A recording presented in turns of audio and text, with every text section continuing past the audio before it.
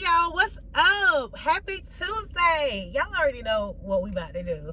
Welcome back, y'all. Welcome back. Hey, welcome back. Welcome back. Welcome back. Hey, welcome back. Welcome back. Welcome back. Hey. Welcome back, y'all. What's up? So I just want to let y'all know I really have fun doing that shit, right?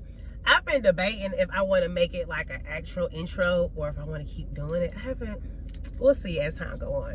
Anyway, happy Tuesday. I hope y'all are having a great day so far. I hope y'all are having an amazing week so far. I hope y'all are still writing down y'all goals, y'all affirmations, because y'all know we have 7 days left in May, right? June's gonna be here by the time you blink your eyes. So whatever you got planned for June, go ahead and get the ball rolling, because we not procrastinating, we not staying stagnant, we not doing none of that. All right, bet. So first of all, hold on, can we get into this fresh cut?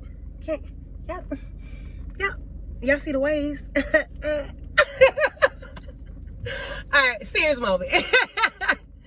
Today is gonna be Talk About It Tuesday, all right?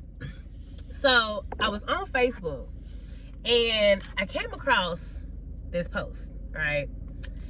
And it's funny that I came across that post because I had already been thinking about doing a video on this. I've been debating for a while now, right? Then I seen the post, so I was like, all right, Tamika, that's confirmation. Stop playing, go ahead and make the video, right? Now, before I get started, this might be a little sensitive for some people, for some of my viewers. If it is, it's fine. You can come back to this at a later time. It's not a problem, okay? But this is actually some real ass shit. And people really don't like to talk about it. People just like to put labels, you know, on what people do instead of trying to figure out. Because in my opinion, I always feel like it's always a reason why people do what they do, right? It's always a reason. And 9 times out of 10, it's rooted in the childhood. Hypersexuality behavior rooted in trauma, right? And everything that I'm speaking on is going to be a personal experience. It's going to be what I went through, okay? So from the age of 5 to 15, in and out, I was either raped or I was molested, right? And it was always by somebody that my mom left me with, right? Because my mom worked, my brother was in school, you know, so during that period of time when I got out of school, you know, I had to go to somebody's house, right? So it was either the grandson, the uncle, brother, husband, boyfriend, you know, whatever. It was always somebody, the pastor's son, but that's another story that we'll get into, right? So the first time I was raped, right, when I was 5, I told nobody, right? I didn't know who to tell. I actually felt like I was the one who had did something wrong, right? And let me explain that. For one, I never really had the sex talk with nobody, right? By the time my mama actually explained to me what the private areas, the actual names of it, the rape had already happened, so like it really didn't matter, right? But I was raised in a single parent house, never had the sex talk. Growing up in church, all I heard was if you have sex before marriage, you know, it's a sin, you're going to hell, you got to repent, all of that, right? So the first time it happened, I really felt like I had did something wrong. You know, I thought it was my fault, you know, because I knew I wasn't supposed to be doing that, but it was happening, right? The crazy thing is, it became so repetitive and it kept happening so much to by the time that I was 9, I was used to having sex. Like, it really was a thing for me, you know? I remember being in the 4th grade and home by myself, and the boys in the neighborhood would come over to the house, right? I ain't think nothing was wrong with it, you know, because you have to remember for the past 4 years, I've been raped by every house that I've been to. So to me, sex is normal because apparently, you know, these men and these boys are touching on me and having sex with me. Then apparently that's what I'm supposed to be doing because I wasn't taught anything else. Does that make sense? Right. And it got to the point as I was getting older, you know, to me, I felt like the only way a man or a boy, because I was still young at the time, but the only way a boy was interested in me was if he had sex with me, right? So then, fast forward to when I'm 15, right? And thankfully, he never raped me, but we'll get to that part, right? So the pastor's son of our church, right, was the last person to ever like do anything, right?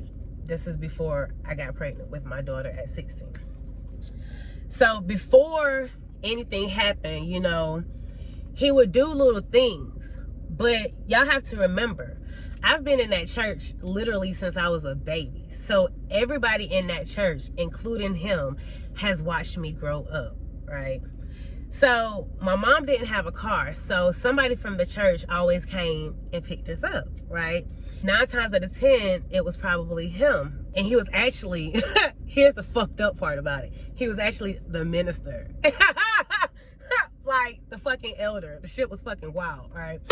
Anyway, so he would pick us up, and I noticed, you know, he would always let me and my mom walk first, but he would always be behind me, right?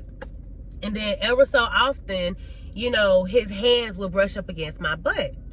But I never thought anything of it because I'm thinking, you know, I'm walking too slow. Because by then, mind you now, by the time I was 10, okay, I had been given the name Fast in the church. The ladies in the church used to call me Fast, right? There was one in particular. Oh my God. She used to call me Fast because of the way I walked and the way I acted. And that as I'm older, it's frustrating because especially in the Black communities, so many girls are labeled as fast. So many girls are labeled as this, as that, but nobody actually takes the time out to sit down and ask them, you know, what happened? Why are you acting like that? How is it that you know that? Is it something that you need to tell me? Like, nobody tries to be a comforting ear to these little girls.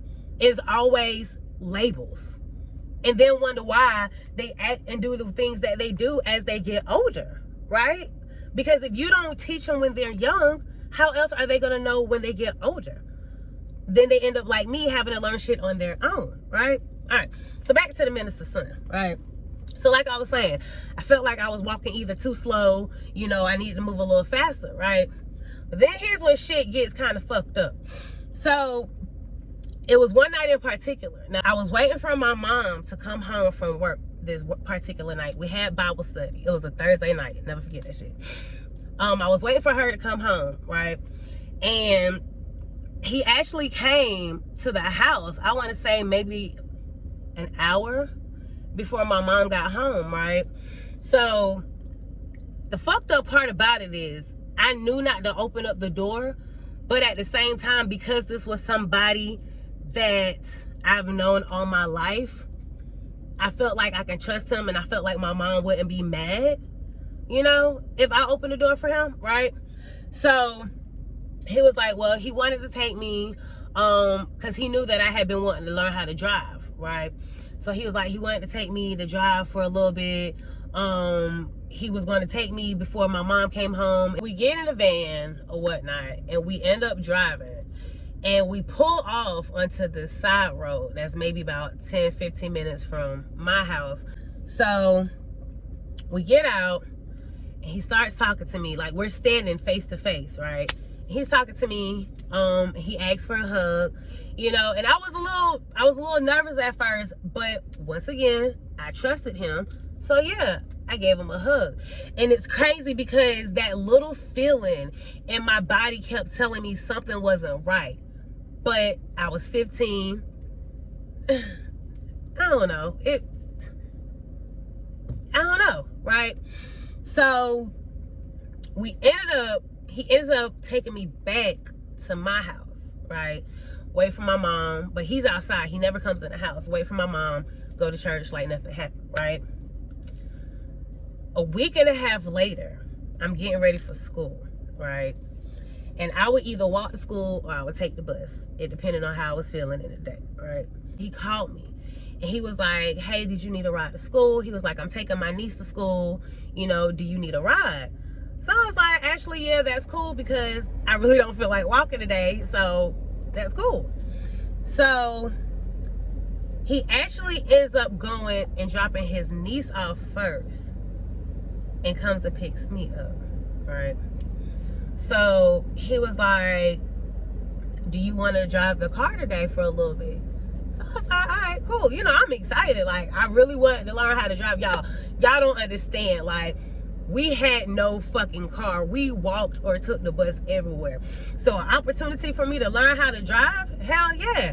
But looking back, that was a manipulative tactic because he had something that he knew I didn't have that I wanted to learn how to do. Does that make sense? And that's how sick motherfuckers really are. That's how they prey on these fucking girls. That's why I hate fucking labels. Shit pisses me off. Anyway, so he picks me up. We go to this old area, maybe 5-10 minutes from my house, right? It's literally like, it's in the back of a neighborhood, and it's literally like just trees and concrete. Like, it's no houses, it's nothing nearby, right? For like maybe a whole street down, right? So he's in the driver's seat, and he tells me, he's like, you could come sit on my lap. That way I can show you where the brake and the gas is, right? I can show you how to put it in the gear, all like that. So I'm like, okay. Once again, my spidey senses are not, you know, I'm ignoring the fuck out of them. It's telling me that something's wrong, but I'm ignoring it, right? So I get in the driver's seat, sitting on his lap. Keep in mind, I'm 15. He's 33, okay? He's 18 years older than me. And I feel his dick getting hard against me, right? He's rubbing on my thighs, and I'm feeling hella uncomfortable, but I don't say anything. Then he looks at me, and he was like, I want to kiss you so bad right now. What would you do if I was to kiss you? And I was like, I don't know. And he kisses me, and we end up kissing, right? And a part of me felt bad, and then the other part of me felt excited because I had the male attention, right? And it's weird because it's like, I knew the shit was fucking wrong. And once again, I don't say anything because I feel like a part of it is my fault.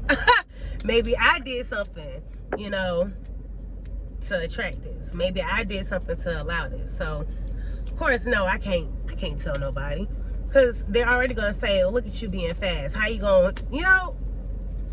So the shit literally went on for about a month and a half, right? He would come over to my house, and he would actually come in, right? He would come over to my house. We would never have sex, but it was always sexual things done, right? It was never no type of, no oral sex, no penetration, but it was sexual things done, if y'all catch my drift, right? But it was one day in particular that we was playing around, and he kept asking for sex. So I was like, no. And he grabbed me by my arms, and he pinned me on the ground. And he looked me in my eyes, and he was like, you know I can rape you right now if I wanted to, right? It's like, okay. Shit did kind of scare me. He never did. But the way that he said it, I knew if he really wanted to, he could, right? What's fucked up about this whole situation is that his mom, the pastor of the church, ended up finding out about it, right? Because I had called, because he used to call the house, I would call his house. His mom was there one night. She actually answered the phone, so I had to play off while I was calling him, right? So she ended up finding out, right? So she pulls me into the office the following Tuesday when we're at church. She was like, I know what's going on between you and my son, this, that, and the third. She was like, you know, if he was 18, it wouldn't be a problem, but, you know, you're 15, so you know, it's not good, it has to end. Also, we're not going to tell your mom because she already has enough stress as it is. She doesn't need any added stress to her plate. So we're just going to keep this between us. Y'all, I never told my mom. Never told my mom. Ever. Right? And that shit, I think out of all the shit that was going on from the time I was 5 leading up until I was 15, that was like the worst shit. The second worst shit was when I was like maybe 7. And once again, I was left at somebody's house and his wife actually ran to the store. And I was in the room watching cartoons. And he came in the room and he got me up off the bed and he stood behind me and he wrapped himself around me. And I can feel him pressing up against me, right? Kissing on my neck, all. His wife ends up coming home. Like literally when he's kissing my neck and he runs out the room. Y'all, I swear to God, I know if she wouldn't have came home when she did, I know he was gonna rape me. Like I had, because I've literally been working through that shit. I had all kind of fucked up trauma, right? So when the shit went down with the pastor's son when I was 15, mentally that fucked me up, right? Y'all, my 20s, I want to say from the age of 21 to about 24. About 24. Oh, I was getting it in. Getting it in. Do you hear me? Not having a care in the fucking world. And what's funny about that shit though, right? I remember it was one day. And I always had a nigga on rotation. Now, I was not fucking multiple niggas at the same time. That's one thing I never did. I was not fucking multiple niggas at the same time. But I did have a nigga on rotation, okay? You know? So, it's crazy because I had just left from one of my niggas' house, right? And I'm driving. And then I just had a thought. And I was like, damn. I feel like I'm back in my teenage years. Because in my teenage years, I was having sex, right? Because like I told y'all earlier, by the time I was 9, I thought having sex was normal. So, you know, it is what it is. But I was like, damn, I feel like I'm in my teenage years, you know? So I just shrugged it off, you know, whatever. It wasn't until I hit, I want to say 28, 29. And I started, you know, I started slowing down. I actually started slowing down earlier than that. But it was around those ages when I started thinking back to the trauma, right? Because mind you now, I told y'all, I never told anybody about any of the sexual abuse I went through, ever. Not from when I was 5 up until 15, I told nobody, right? I ended up telling my mom when I was 21, right? I never told her about the pastor's son because my mom still goes to that church, right? And the relationship that we have is like weird as fuck. We don't talk now, but even when I was growing up, our relationship was always like strange. So when I told her, y'all, I told her about all the sexual abuse that went down, right, growing up. Do y'all know when I told my mom, she had no sympathy, didn't cry, are you okay? Do y'all know this woman asked me for $10 so she could put minutes on her phone? My right hand to God, I'm not even playing. She asked me for $10 so she could put money on her phone. Y'all, I was so pissed. Oh, I was so hurt. And honestly, that's why I kept right on fucking niggas. Like, okay, well shit. The one person that's supposed to care doesn't care. All right, well shit, she don't care, I don't care. Foot was on the gas, baby. I was and I can laugh about it now because when I tell people my whole days was lit, like I'm being honest. Like at that time, my life was lit as fuck. Okay? Would I do it again? No, because I'm in a different spot. I'm in a different headspace now, so I would never go back to my whole days. But then, oh baby, life was lit as fuck, okay? Anyway. So yeah, you know, I was getting it in. And like I said, I started slowing down because eventually I knew that I would want a relationship, right? Because at the time I didn't want a relationship. Like, well, okay, a part of me did, but a part of me didn't. I was just in that phase where the only way a nigga could show me that he really fuck with me is if we fucking. If we don't have sex, then he really ain't interested in me. That was my way of thinking. You gotta have sex with me for me to feel like you feeling me. You gotta have sex with me for me to know that you're interested in me. Oh, you don't wanna fuck? You wanna get to know me? Fuck, nah, you lame. Next. Like, seriously, that was my way of thinking in my 20s, right? But around 28, 29, I realized I wanted to start settling down, you know? I wanted to have a healthy relationship, right? And that's when I started thinking back to my childhood, right? But I really didn't dive into it until about 2 years ago, honestly. About a year and a half, 2 years ago. And I really started putting in work about how I felt about sex, right? And I realized because no one ever showed me, no one ever taught me the real meaning of sex, the energies that's being exchanged, you know, it's a lot of shit. It's more to sex than just busting a nut. You're literally connecting with somebody.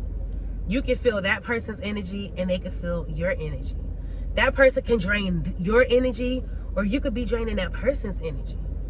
Like, if it's one thing that I know now, everybody can't get access to this. And I didn't know that shit years ago. Because all I was worried about was getting fucked. Because that's all I knew. Right? It's more to sex than that. But if you don't address the issues, you're just going to keep out here having sex. You ever notice when you see people, they're in a relationship, right? The relationship ends, and then not even a whole month later, they're in another relationship. That relationship ends. Not even a whole month later, they're in another. It's a cycle. It's a cycle. And it's trauma rooted in that. That person doesn't know how to be alone. That person doesn't know how to love themselves. That person only feels loved or comfortable when they're with somebody else. That's abandonment issues. But people don't want to talk about that shit, though. That's some real ass shit. Motherfuckers are really out here hurting people, whether it's knowingly or unknowingly. They're out here hurting people because they got trauma that they haven't even started to deal with. Let me tell you something. If I wouldn't have started dealing with my trauma, if I wouldn't have started dealing with the shit that was holding me back, I would still be out here be fucking any nigga that came. Well, not any nigga, because I did have standards. So let me correct that. I did have standards, okay? I ain't just let any nigga fuck. And there are some niggas I be like, damn. I look at them now, I let you hit. God, what the fuck? I swear to God, it be some niggas, I be like, damn, I had low self-esteem when I let you hit. Because God damn. Anyway. All jokes aside, like, if I did not start dealing with that shit, I would literally still be out here wilding out. But you can't put labels on people. You can't just sit here and call them, oh, she a hoe. Every time she turn around, she got a different nigga. Every time you turn, like, maybe you should try to be a little bit more gentle, more caring. She probably got some fucked up shit that she's never told anybody. It's some women out here who's never told a soul. And they're in their 20s, they're in their 30s, 40s, and have never told a soul. You don't understand.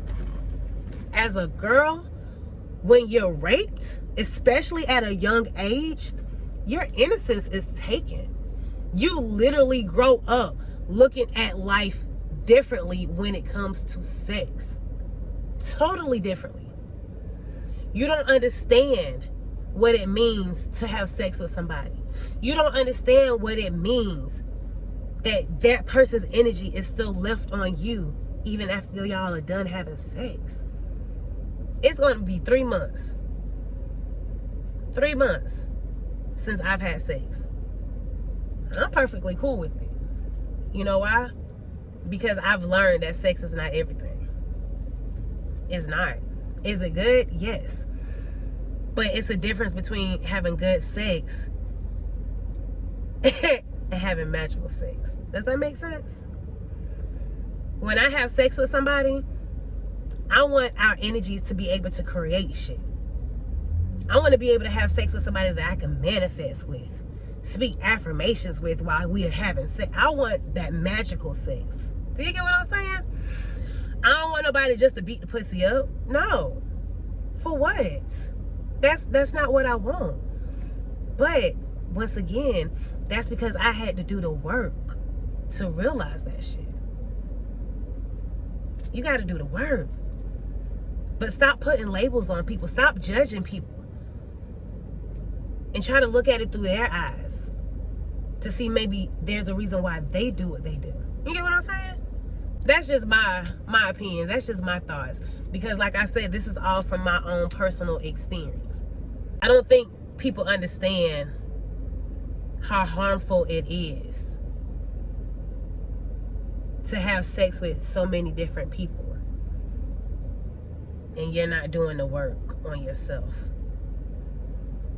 Because instead of you healing and instead of you working, you're continuously spreading your trauma. You're continuously spreading your hurt into other people. We got to do better at protecting our girls.